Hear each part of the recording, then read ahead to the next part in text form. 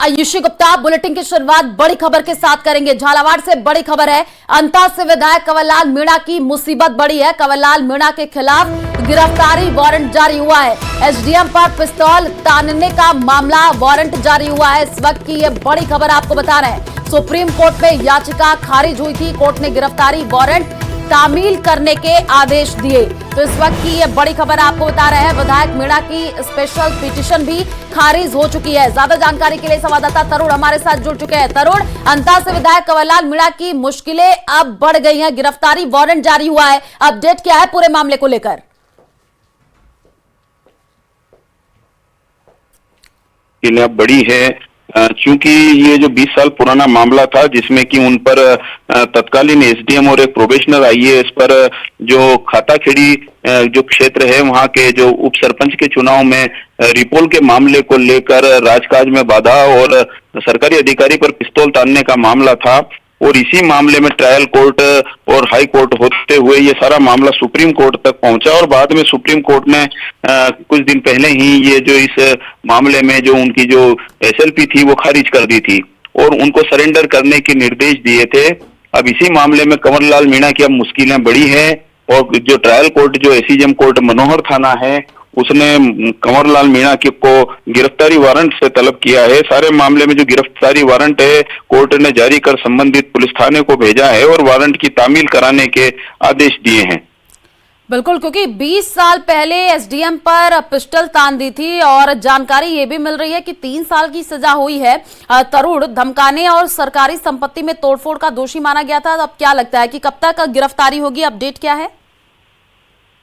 जी बिल्कुल, जिस तरह से अब इस सारे मामले में जो न्यायिक प्रक्रिया चल रही थी और क्योंकि कंवरलाल मीणा भी स्टेप बाय स्टेप जो हाई कोर्ट और ट्रायल कोर्ट के बाद से अब सुप्रीम कोर्ट तक पहुंचे थे, लेकिन उन्हें अब राहत नहीं मिली है और अब मुश्किलें उनकी इसलिए बढ़ती नजर आ रही है क्योंकि अब ये सारा मामला सुप्रीम कोर्ट से खारिज होने के बाद अब विधानसभा अध्यक्ष के पाले में चला गया है। क्योंकि विधानसभा अध्यक्ष जो है वो जो विशेषज्ञ लोग हैं जो न्यायिक उनसे ही सारे मामले में सलाह मशवरा कर रहे हैं और उसके बाद संभावना यही जताई जा रही है कि कहीं ना कहीं उनकी विधायकी पर अब ये खतरा मंडरा रहा है। हालांकि अब सुप्रीम कोर्ट के चूंकि आदेश हो चुके हैं और उसके बाद अब उन्हें सरेंडर करना है तो अब कंवरलाल मीणा को या तो सरेंडर करना होगा स्वयं या फिर करके रखिए। आगे भी आपसे अपडेट लेंगे। फिलहाल शुक्रिया तमाम जानकारी साझा करने के लिए। जैसलमेर में पाकिस्तान की मिसाइल के अगले हिस्से का बड़े धमाके के साथ निस्तारण किया गया। हमारे संवाददाता सावलदान रत्नू ने मौके से लोगों से बातचीत की है। भारतीय सेना एयरफोर्स के साथ दुश्मन देश की मिसाइल का निस्तारण हुआ। लोगों ने देश की सेना का भी बहुत बहुत आभार जताया। वहीं भारत माता की जयकारे भी लगाए हैं। गौरतलब है कि कल सुबह भारत की सेना एयरफोर्स ने पाकिस्तान की मिसाइल को आसमान से मारकर गिराया था। पाकिस्तान द्वारा सरहदी जिले जैसलमेर पर हमले का जो प्लान किया था उसको हमारी सेना ने नस्ताबूद कर दिया। आसमान में उनके अरमान विफल कर दिए। मैं कैमरामैन से आग्रह करूंगा वो दृश्य दिखाएंगे दिखाया था। और अब इस खेत में ये जो मिसाइल का जो हमारे दुश्मन देश की जो मिसाइल है उसका अगला हिस्सा इसमें गिरा। मैं कैमरा क्या कहोगे, आपका खेत है, आपके खेत में जो दुश्मन देश की मिसाइल का टुकड़ा गिरा, क्या कहोगे? सर, पहली बात तो मैं ये कहूंगा कि ये जो छोटे मोटे मिसाइल के टुकड़े गिर रहे हैं इनसे हमें कोई फर्क नहीं पड़ता। ये मैं पाकिस्तान वालों से कहना चाहता हूं कि ऐसे आपने कई मिसाइलें छोड़ी है और अपनी इंडियन आर्मी ने इसको पहले ही ध्वस्त कर दिया है हवा में। और ये वाला भी सबूत देख सकते हैं आप। रात को जो पाकिस्तान ने उधर से ये जो मिसाइल छोड़ी थी काफी बड़ी, उसको भी पहले ध्वस्त कर दिया। काफी टुकड़े तो जो डानियों के पास आके बड़ोड़ा गांव के आसपास आके गिरे और ये मिसाइल का जो टुकड़ा है ये भी काफी दूर आके गिरा, 500 मीटर दूर। जब मैं 4:30 बजे उठा, जब 3 ब्लास्ट हुए, बड़े धमाके हुए, तो मैंने मेरे यहाँ फार्म पे काश्तकार को फोन किया। मैं कि यार ये ब्लास्ट हुए इस साइड में, कुछ तेने कुछ देखें? तो उसने कहा नहीं हुए तो जरूर है लेकिन मैंने ध्यान नहीं दिया। मैं कि इधर उधर देख पता लगे कुछ हुए जरूर है। तो थोड़ी देर बाद उसका फोन आ रहा है कि अपने ही खेत में एक तो बड़ा सा मिसाइल जैसा आया हुआ है। उसने मुझे फोटोग्राफ भेजे।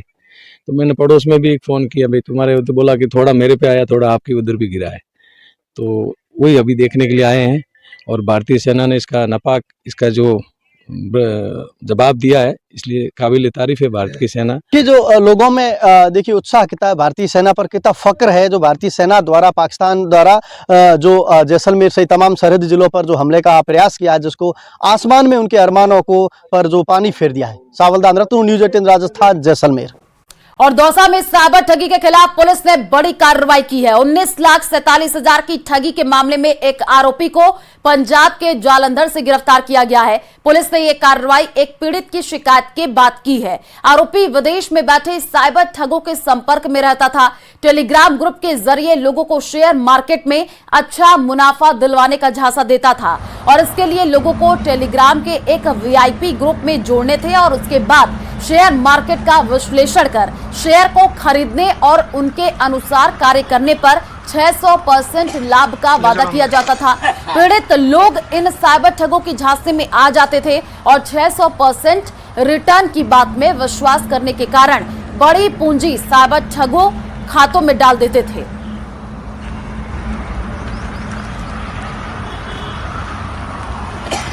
ले चलो अंदर। और झुंझुनू से बड़ी खबर आपको बता दें, पंचतत्व में विलीन हुए शहीद सुरेंद्र कुमार मौके पर हजारों की संख्या में लोग मौजूद रहे। आपको बता दें कि चारों ओर गूंजे हैं सुरेंद्र कुमार अमर रहे के नारे। पार्थिव देह देख करके वीरांगना सीमा बेसुध हो गई और अंतिम विदाई पर हर आंख नम हो गई है। अंत्येष्टि स्थल पर deputy CM doctor Premchand Bairwa भी मौजूद रहे। तो ये बड़ी खबर आपको बता रहे हैं झुंझुनू से ये जानकारी, जहां पर पंचतत्व में आपको बता दें कि शहीद सुरेंद्र कुमार जो कि विलीन हो गए और ये तस्वीर आई है जो कि हम आपको स्क्रीन पर दिखा रहे हैं। आप देखिए कि कैसे शहीद सुरेंद्र कुमार को जो है श्रद्धांजलि देने के लिए हजारों की संख्या में लोग मौके पर मौजूद नजर आए। चारों ओर जो है सुरेंद्र कुमार अमर रहे के नारे गूंजे हैं। पार्थिव देह देख करके जो वीरांगना है सीमा वो बेसुध हो गई और अंतिम विदाई पर हर आंख नम हो गई। तस्वीर आई है जो कि हम आपको दिखा भी रहे हैं और अंत्येष्टि स्थल पर आपको बता दें कि deputy CM doctor Premchand Bairwa भी मौजूद रहे। तो सुरेंद्र कुमार की शहादत को हर कोई सलाम करता हुआ नजर आया। आपको बता दें कि अभी जो भारत और पाकिस्तान के बीच तनाव चल रहा था और उसी में ये जानकारी निकल करके सामने आई कि सुरेंद्र कुमार शहीद हो गए। उसके बाद से आप देखिए पार्थिव देव जो है वो पहुंची भी और कृष्ण हमारे साथ जुड़ चुके हैं। कृष्ण, ये तस्वीर हम देख रहे हैं जहां पर हर आंखें नम होती हुई नजर आ रही हैं और पार्थिव देव देख करके जो वीरांगना सीमा वो भी बेसुध हो गई। जानकारी दीजिएगा। जी मैं आपको बता दूं कि उधमपुर में जो ऑपरेशन सिंदूर के तहत जो झुंझुनू जिले की मंडावा तहसील का मेहरादासी गांव था, वहां के जवान सुरेंद्र कुमार हैं, उनकी शहादत हुई थी। आज उनकी पार्थिव देह सुबह मंडावा पहुंचे और मंडावा से 10 किलोमीटर की तिरंगा रैली के साथ जो अंतिम यात्रा थी वो मेहरादासी गांव पहुंची और जहां पर जो उनके पैतृक आवास है वहां पर जो सामाजिक रस्म और रिवाज हैं वो निर्वहन किया गया। उसके बाद जो तमाम जनप्रतिनिधि वहां पहुंचे थे उन्होंने उनके अंतिम दर्शन करते हुए पुष्प चक्र अर्पित किए। साथ ही गांव की जो महिलाएं और जो परिवार की महिलाएं थी उन्होंने भी शहीद सुरेंद्र कुमार के अंतिम दर्शन किए। इनके बाद उनकी अंतिम यात्रा गांव के मुख्य मार्गों से होते हुए जो आईटी केंद्र है उसके सामने जो अंत्येष्टि स्थल बनाया गया था वहां पर पहुंची, जहां पर जो सेना के जवानों और पुलिस के जवानों द्वारा गार्ड ऑफ ऑनर दिया गया।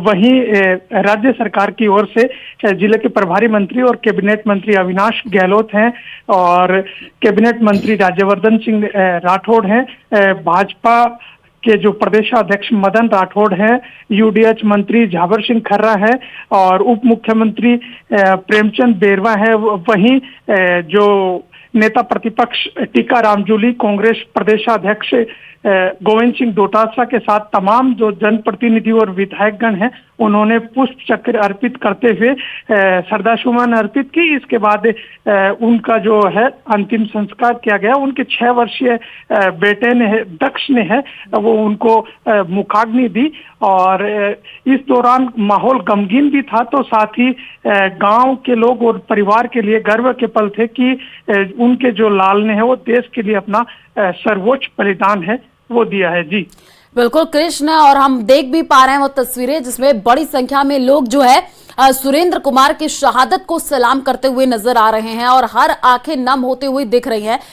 वैसे तो कृष्ण देखिए, परिवार वालों से बातचीत करना इस वक्त ठीक नहीं रहा होगा, लेकिन क्या आपकी किसी से बातचीत हो पाई हो, उनका क्या कहना है?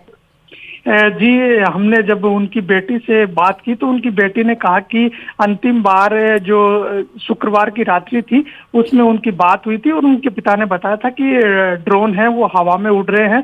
और उसके बाद उन्होंने जो झुंझुनू की जो वीरता का जज्बा है वो दिखाते हुए उन्होंने कहा कि उन्हें उनके पिता की शहादत पर गर्व है और उन्होंने कहा कि वो बड़ी होकर सेना में भर्ती होंगी और पिता की शहादत का बदला है वो लेंगी। और उन्होंने साफ तौर पर जाहिर किया कि पाकिस्तान और जो आतंकी जो संगठन है उनको अब मुंह तोड़ जवाब देने का वक्त है। तो यहाँ के जो झुंझुनू के मिट्टी के कण कण में जो वीरता का जज्बा बसता है वही उनकी 10 वर्षीय बेटी है उनमें भी देखने को मिला है। जी बिल्कुल, ये बड़ी बात आप बता रहे हैं। 10 वर्षीय जो इनकी बेटी है वो अब सेना में जाना चाहती है कृष्ण, क्योंकि देखिए जिस हिसाब से अभी जो माहौल चल रहा था भारत और पाकिस्तान के बीच, सुरेंद्र कुमार जो कि वहां पर डट करके दुश्मनों को मुंहतोड़ जवाब देते हुए और उसके बाद से उनके शहीद होने की जानकारी मिली। तस्वीर पूरे गांव से हम देख पा रहे हैं कृष्ण कि कैसे हर किसी की आंखें नम होती हुई हर कोई जो है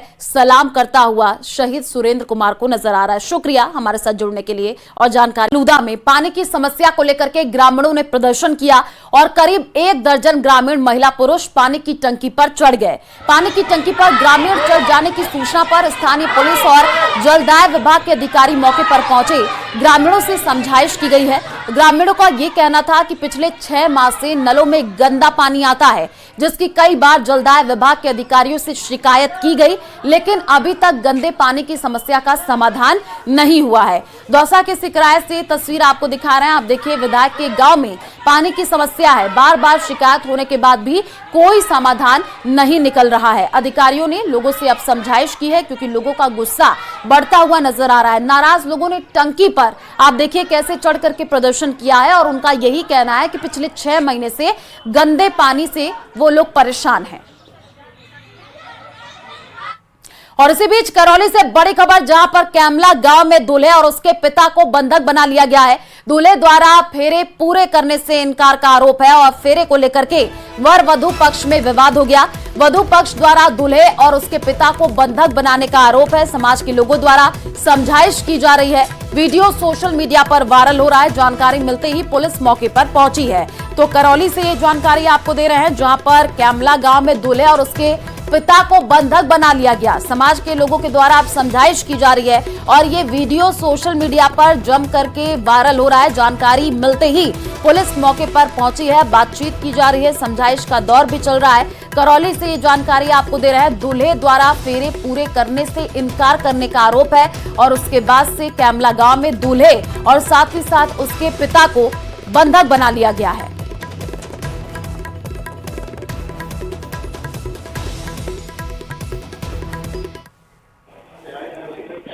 और ज्यादा जानकारी के लिए संवाददाता धर्मेंद्र हमारे साथ जुड़ चुके हैं। धर्मेंद्र, गांव में दूल्हे और उसके पिता को बंधक बना लिया गया, क्या कुछ ये पूरा मामला रहा, बताइए। देखिए, बताना चाहूंगा ये कल बारात टोडा भीम के ही ढेरिया गांव से नादौती के कैमला गांव पहुंची थी। बताया जा रहा है कि बारात सकुशल लौट गई थी, लेकिन जब फेरा चल रहे थे तो अचानक ही आरोप है कि दूल्हे के फोन पर किसी का फोन आया और उसके बाद दूल्हे ने 6 फेरे खाने के बाद 7वां फेरा खाने से इनकार कर दिया था, जिसके चलते विवाद हो गया।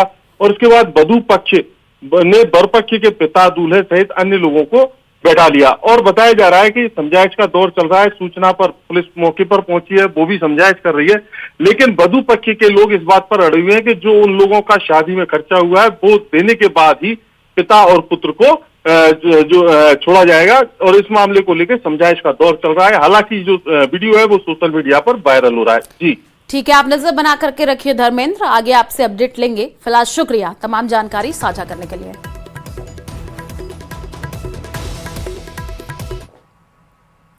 जैसलमेर में आज के दिन पोखरण के खेतोलाई गांव के पास परमाणु परीक्षण किया था और जिसके बाद भारत ने परमाणु शक्ति में बड़ी पहचान बनाई थी, जिसकी आज 27वीं वर्षगांठ है।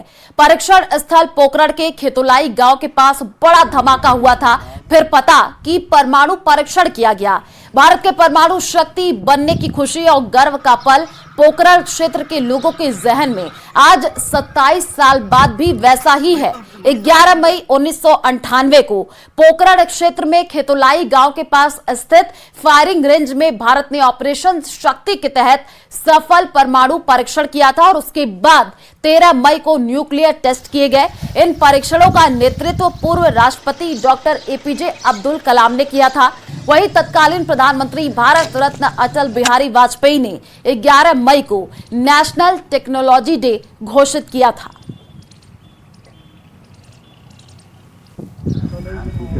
अंदर पोखरण की जो पहचान मिली है, इसकी देन उस समय के पूर्व प्रधानमंत्री आदरणीय श्री अटल बिहारी जी वाजपेयी और मिसाइल मैन के नाम से विख्यात श्री अब्दुल कलाम जी को देना चाहता हूँ। 11 मई और 13 मई 1998 को जो परमाणु परीक्षण उन्होंने पोखरण के अंदर किया, वो वास्तव में हम सबको गौरवान्वित करने वाला पल था। आज पूरे विश्व के अंदर पोखरण को नई पहचान मिली। आज परमाणु शक्ति के नाम से पोखरण पूरे। और चलिए फिलहाल इस बुलेटिन में इतना ही। बाकी खबरों के लिए आप देखते रहिए न्यूज़ 18 राजस्थान। नमस्कार।